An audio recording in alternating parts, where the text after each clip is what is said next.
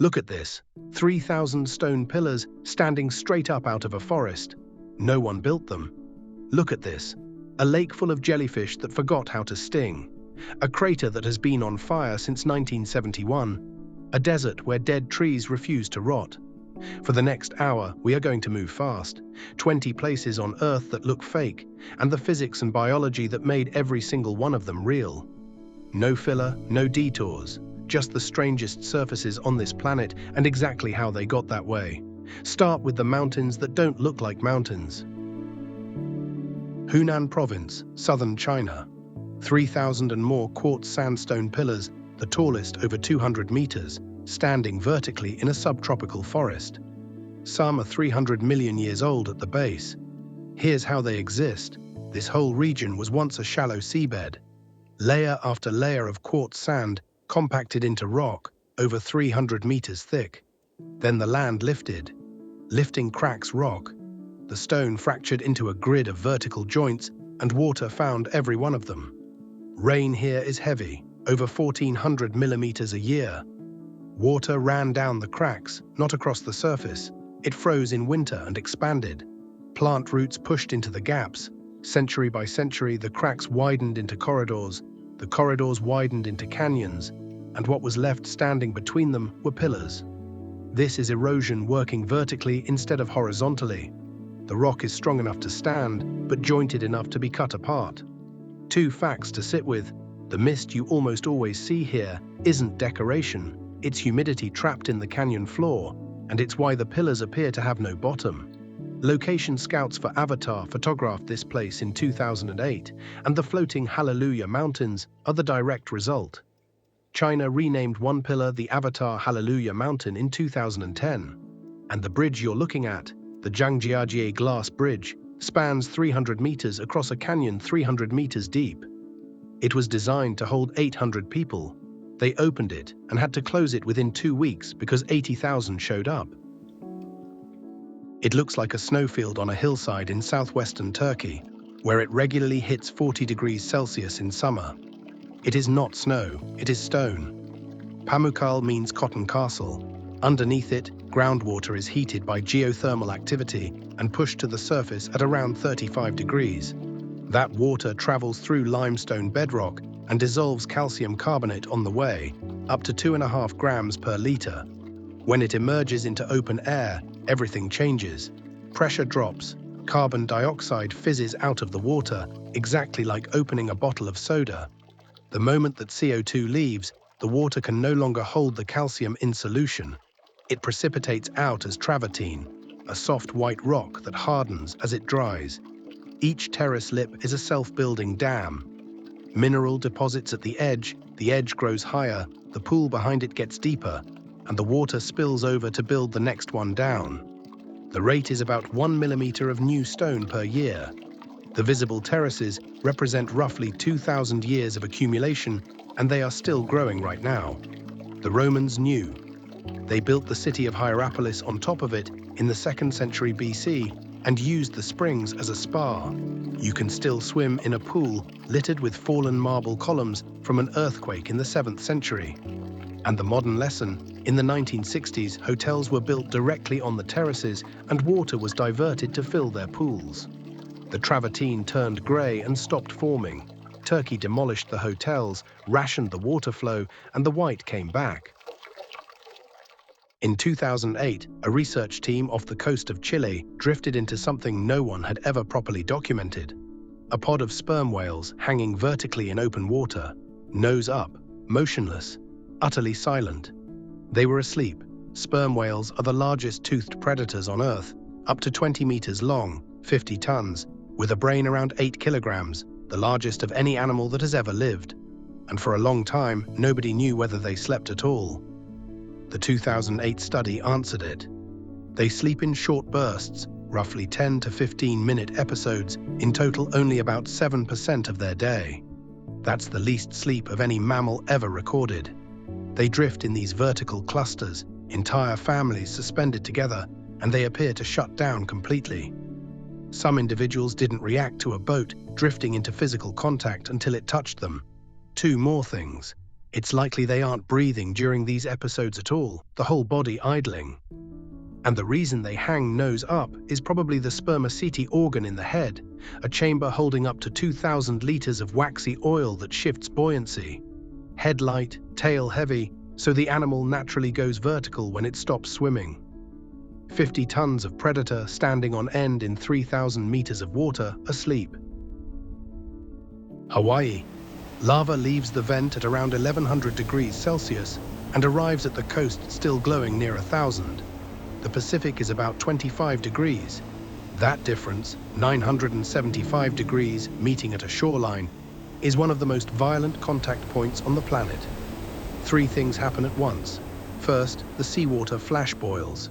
It expands to 1,700 times its liquid volume instantly, which is what drives those white plumes hundreds of meters into the air. Second, the lava's outer skin cools so fast that its atoms have no time to organize into crystals. It freezes as glass, black volcanic glass, shattering into sand the moment it forms.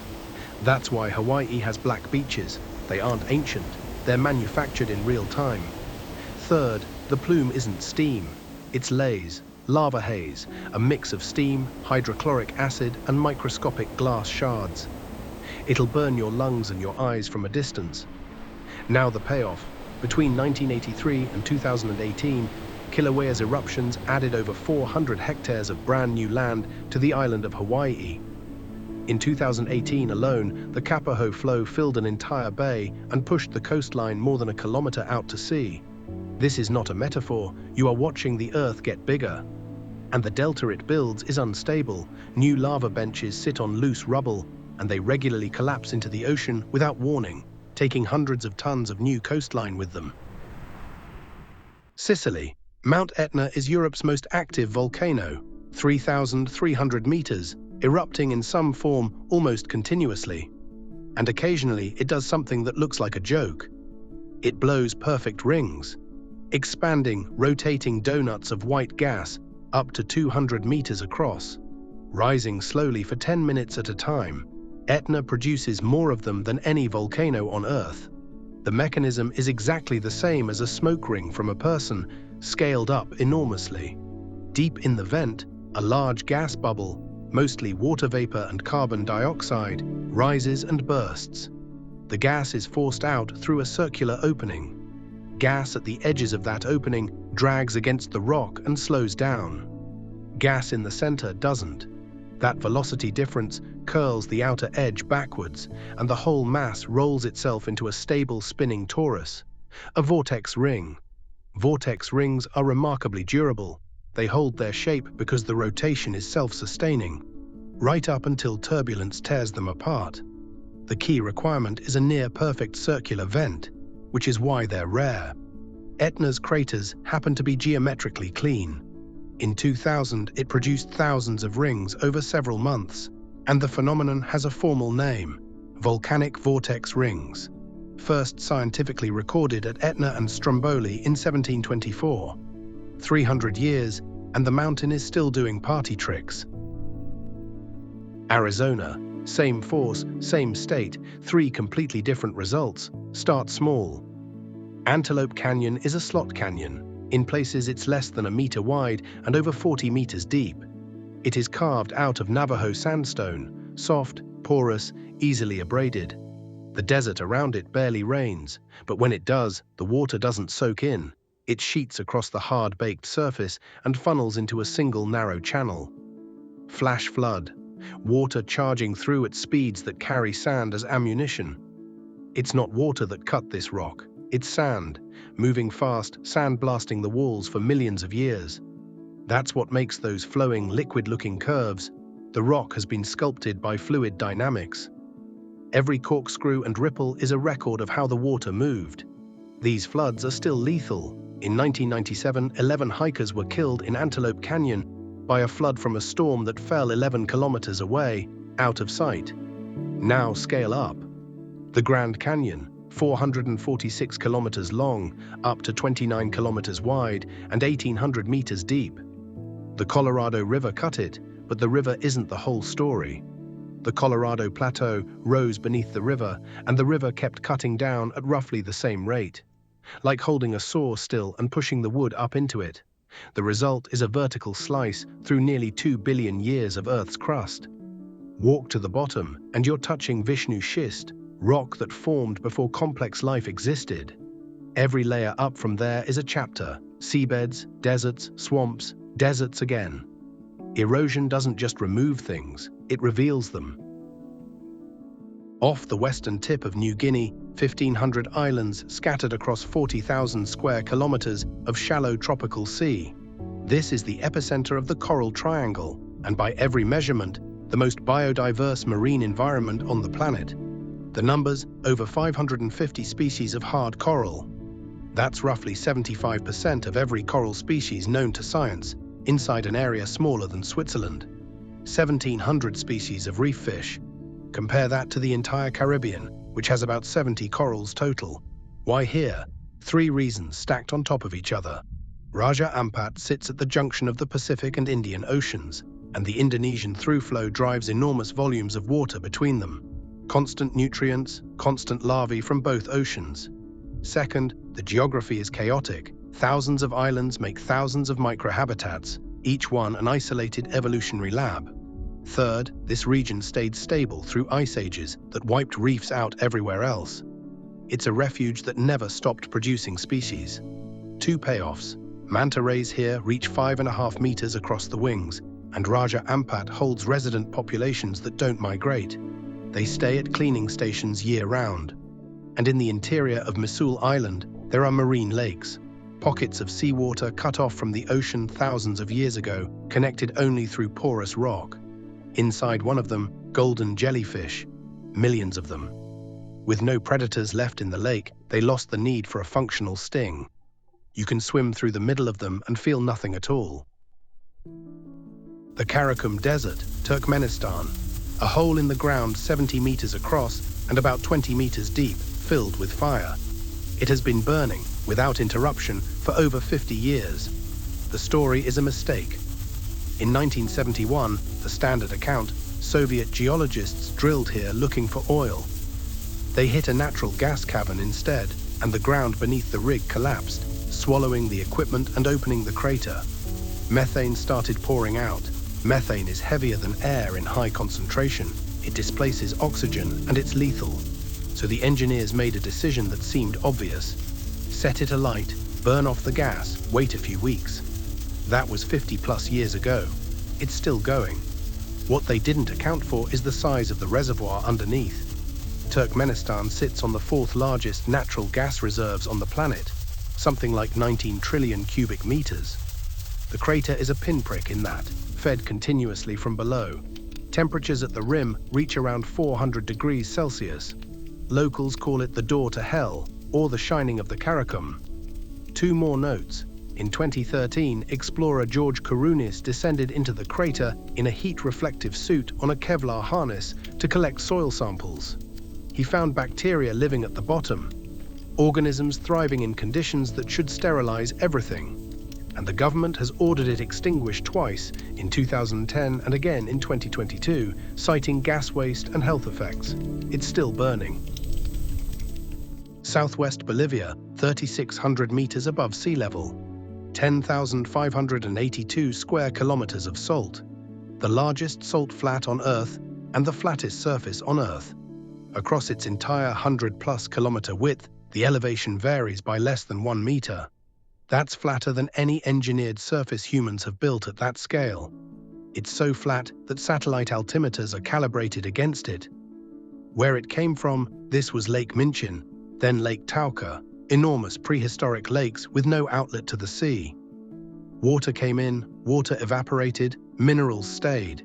When the last lake dried out around 14,000 years ago, it left a salt crust up to 10 meters thick, holding roughly 10 billion tons of salt. Now the phenomenon. During the wet season, a shallow film of rainwater sits on top of the crust, sometimes only a few centimeters deep. Because the ground beneath is perfectly level and the water is perfectly still, that film becomes a flawless mirror. The sky is reflected with no distortion. And because the flat is bigger than your field of view, the horizon line disappears entirely. There is no visual information telling your brain where ground ends and sky begins. People walking on it appear to be walking on cloud. Two more.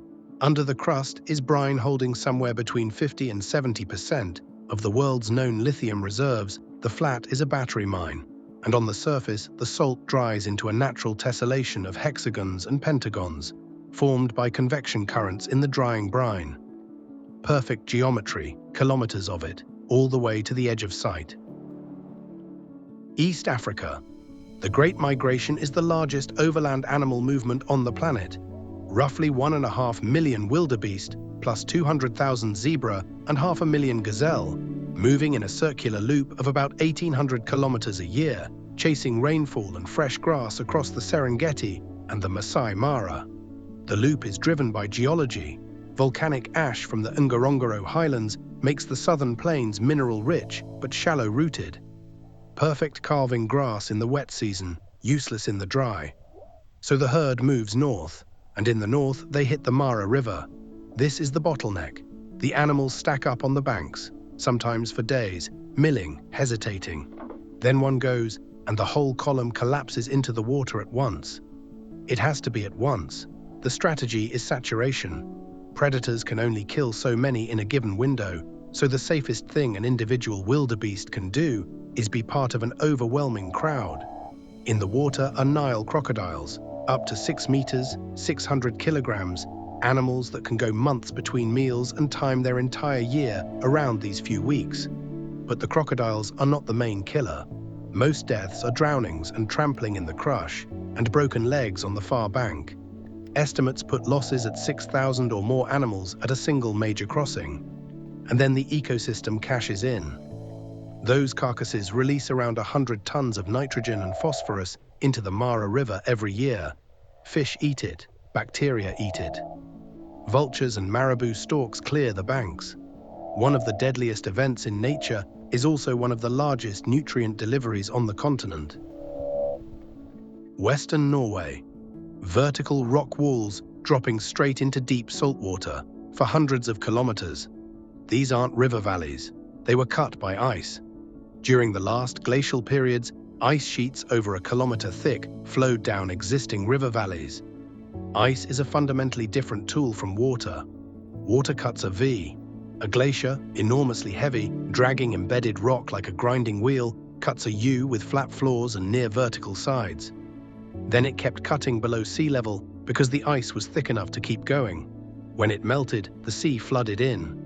Sognefjord is 205 kilometers long and 1,300 meters deep at its deepest. The seabed is over a kilometer below the water's surface, with mountain walls rising 1,700 meters above it. Preikestolen, the pulpit rock, is a flat 604-meter cliff with a 25 by 25-meter platform on top and no railing. It formed when frost split the granite along an existing joint and the whole face fell away. And Kjerag Bolten is a 5 cubic meter boulder wedged in a crevasse 1,000 meters above the fjord, dropped there by a retreating glacier and never dislodged. Because the walls are near vertical, waterfalls here don't cascade, they drop. Some fall directly into salt water with no river between them. And because the water is deep right up to the rock face, orcas hunt inside the fjords in channels narrow enough that you could swim across. Every winter, Norwegian pods herd herring into tight balls against the walls and stun them with their tails. A 6-ton predator hunting in a valley 100 meters from a farmhouse. Wyoming. Grand Prismatic is the largest hot spring in the United States and the third largest in the world, about 90 meters across and 50 meters deep, discharging over 2,000 liters of boiling water every minute. And it's ringed in bands of orange, gold, green, and blue, like a target. Those colors are not minerals. They are living organisms. Here's the logic. The center of the spring is around 87 degrees Celsius. As water spreads outward, it cools in a predictable gradient. Different species of thermophilic bacteria and archaea each have a narrow temperature range they thrive in, so they sort themselves into concentric rings by heat tolerance. Each ring is a different microbial community, and each community produces different carotenoid pigments. Orange and red at the cool outer edge, yellow and green further in. And the deep blue center? That's not biology at all. The water there is too hot for almost anything to live. That's pure physics. Deep, clear, particle-free water scattering blue light. The same reason the ocean is blue. So you're looking at a color wheel where the outer rings are alive and the middle is sterile. Two more. The pigment production shifts seasonally. More chlorophyll in summer when there's more sunlight, so the rings go greener. More carotenoid in winter, so they go orange. The spring literally changes color with the season. And the heat source, Yellowstone sits over a supervolcano with a magma chamber roughly 90 kilometers long, 40 wide, and holding thousands of cubic kilometers of partially molten rock. 10,000 geothermal features across the park, all plumbed into the same furnace. Iceland exists because the Mid-Atlantic Ridge, a seam where the North American and Eurasian plates pull apart, happens to run over a mantle plume. The island is the ridge above water, and that gives you two experiences that exist nowhere else. First, Silfra, a fissure in Thingvellir National Park, directly on the plate boundary, filled with water. The plates here separate by about 2 centimeters a year, and every so often the strain releases in an earthquake and the ground rips open. Silfra opened in 1789. You can dive it. The water arrives from the Langjökull Glacier 30 kilometers away, filtered for decades through porous lava rock, which strips out virtually every particle. Visibility is over 100 meters. It is among the clearest natural water measured anywhere on Earth. It's also 2 degrees Celsius year-round. At the narrowest point, the Silfra Hall, you can put one hand on the North American plate and the other on the Eurasian. Second, Thrinukagígur, a dormant volcano 40 minutes from Reykjavik. When it last erupted, roughly 4,000 years ago, the magma didn't solidify in the conduit the way it usually does. It drained back down, leaving the chamber empty. An open cavity, 120 meters deep, with a volume around 150,000 cubic meters. Big enough to hold the Statue of Liberty. They lowered a window-washing lift through the crater opening in 2012. You descend for 6 minutes through darkness, and then the walls open out around you, streaked red, ochre, and yellow from the mineral chemistry of the last eruption. It is the only drained magma chamber on Earth that people can walk inside, standing in the place the lava came from. Canaima National Park, southeastern Venezuela. Angel Falls drops 979 meters, the tallest uninterrupted waterfall on Earth, with a single clear plunge of 807 meters. That is roughly 3 times the height of the Eiffel Tower in one fall. It comes off the edge of Ollantaytambo, a flat-topped sandstone mesa, part of the Guiana Shield, some of the oldest exposed rock on the planet at around 2 billion years. These plateaus stood while the land around them eroded away, so they're now islands in the sky, 700 square kilometers of tabletop with sheer walls on all sides. Isolated for tens of millions of years, they've evolved their own species, plants found on one tepui and nowhere else in the universe. Now the physics. In the dry season, the flow at the top is modest and the drop is enormous. As the water falls, air resistance shears the column apart. It goes from a stream to droplets to aerosol. By a few hundred meters down, there is no waterfall left, just a slow-moving curtain of mist, drifting sideways in the wind. It never reaches the pool below as water. On the ground a kilometer away, you feel rain from it. 2 notes. In the wet season, the flow multiplies and it does hit bottom, a full torrent, and the base becomes unapproachable. And the falls were unknown to the outside world until 1933, when American aviator Jimmy Angel spotted them from a plane while searching for gold. He landed on top of the tepui in 1937. The plane sank into the bog and stayed there for 33 years. Vinicunca in the Peruvian Andes, 5,200 meters above sea level. A ridge striped in red, gold, turquoise, lavender, and green, running down the slope in parallel bands. The bands are sedimentary layers, laid down flat as sediment over millions of years, then tilted almost vertically by the collision that raised the Andes. Each color is a chemistry. Red is iron oxide, rust. Yellow-orange is iron sulfide, weathered. Green is chlorite and copper minerals. Lavender and white are clay and calcium carbonate. The stripes are just the edges of those beds, cut through by the ridge. Every band is a different environment from Earth's past, a different sea, a different swamp, a different oxygen level. Here's the part that matters. Nobody saw this until recently. Vinnikunka was buried under glacial ice, and it was the ice retreat over the last 1 to 2 decades that exposed the colored rock. The first tourist reached it around 2015. Now it takes over 1,000 people a day. 2 facts. The altitude is higher than any point in the continental United States or Western Europe. Oxygen at the summit is around 50% of sea level, and altitude sickness is the primary reason people turn back. And the local irony is sharp. A natural wonder created by climate change, generating an economy for a community whose water supply comes from the same glaciers that are disappearing. County Antrim, Northern Ireland. Around 40,000 basalt columns, packed edge to edge, most of them hexagonal, forming a stepped pavement that runs into the sea. It looks manufactured. It isn't.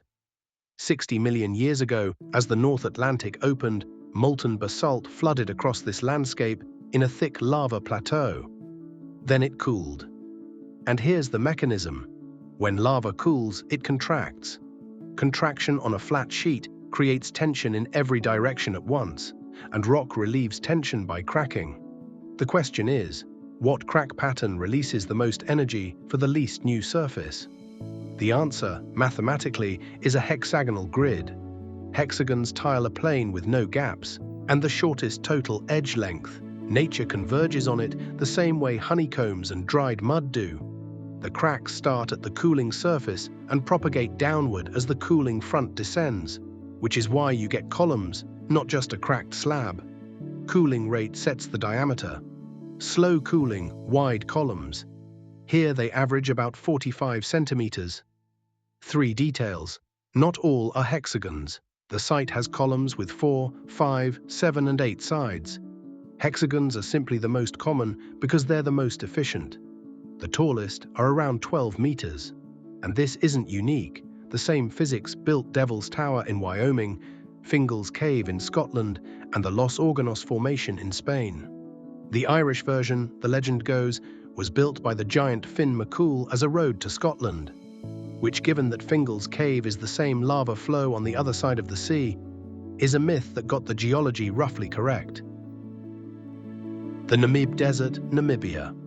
A white clay pan blinding under the sun, ringed by some of the tallest sand dunes on Earth, Big Daddy stands 325 meters. And scattered across the pan, black skeletal camel thorn trees. They have been dead for approximately 600 to 700 years. They have not rotted. Here's the sequence. Around 900 years ago, the Chochab River flooded and pushed into this basin. Shallow pools formed, and camel thorn trees grew fast in the wet clay. Then the climate shifted, and the dunes advanced and sealed the river off.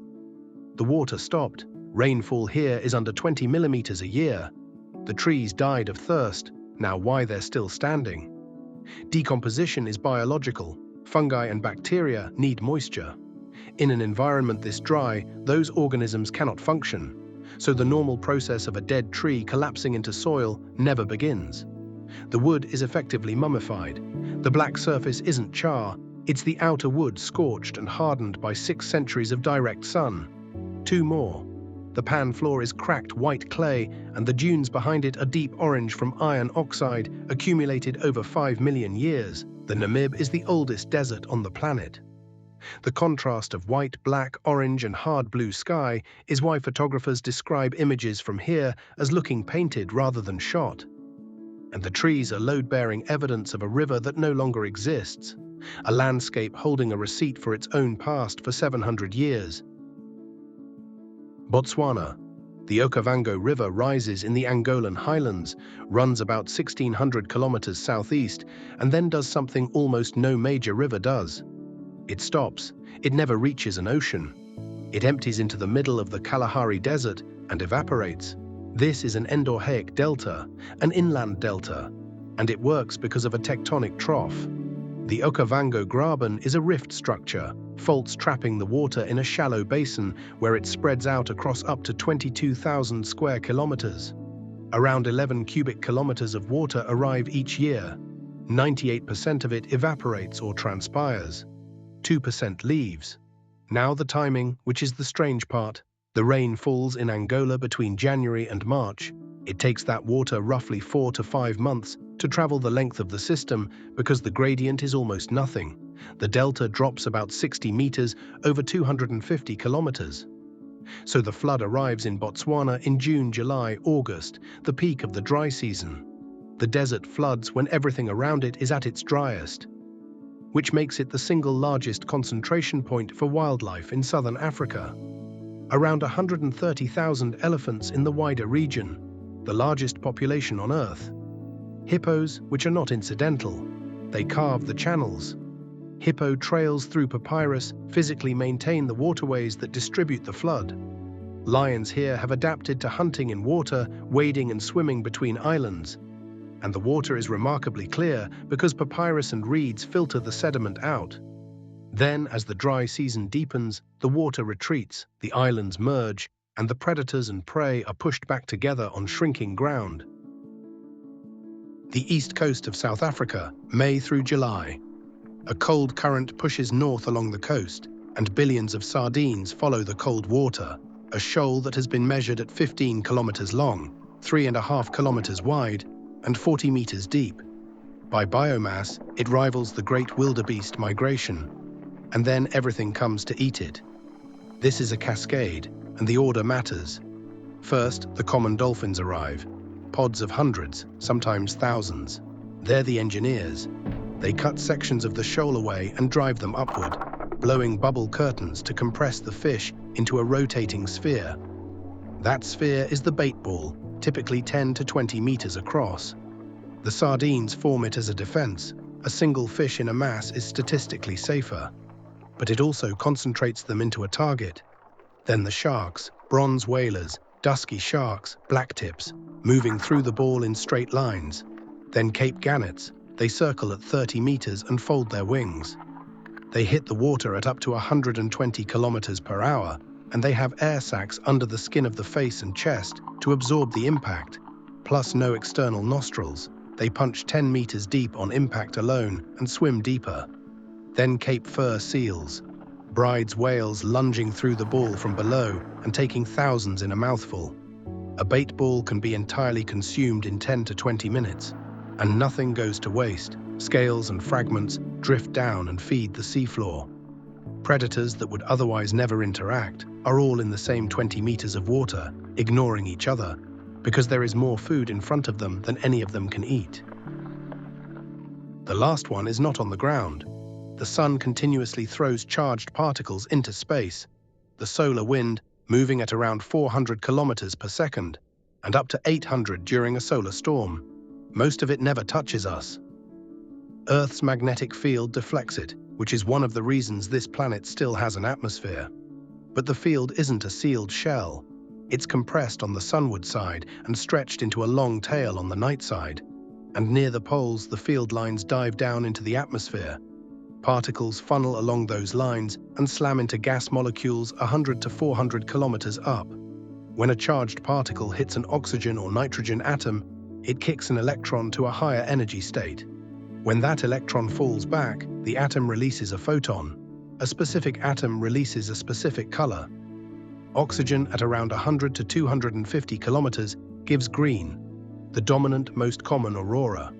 Oxygen higher up, above 300 kilometers, gives deep red, and it's rarer because at that altitude, the atom takes almost 2 full minutes to release its photon, and it usually gets knocked out of the state before it can. Nitrogen gives blue and violet, mostly along the lower fringes of the curtains. The shapes are field lines made visible. Those vertical rays are particles streaming down along the geometry of Earth's own magnetism. The whole thing is silent, and it is enormous. The auroral oval is a permanent ring thousands of kilometers across, centered on the magnetic pole. It is always on. You just need dark, clear skies and enough solar activity to push it far enough south. Every color you see is one atom, at one altitude, letting go of 1 unit of energy. 20 places. Sandstone cut into towers by water finding cracks. Bacteria painting a spring in rings of temperature. Whales standing upright in the dark. Asleep. A hole in a desert that's been burning for 50 years because somebody wanted to be finished by the weekend. None of it was designed. All of it is just physics and chemistry and biology running long enough in one place without interruption. That's the whole trick. Time plus consistency, plus nobody stopping it. And we didn't get to all of it. There's a cave in Vietnam large enough to hold its own weather system, clouds forming inside it, a jungle growing under a hole in its roof, a river running through it that nobody had mapped until 2009. There's a lake in Tanzania so alkaline it turns animals to stone. There's a mountain in Australia older than the oxygen in the air you're breathing. So, one more place that shouldn't exist. Actually, let's make it 20 more. Next video.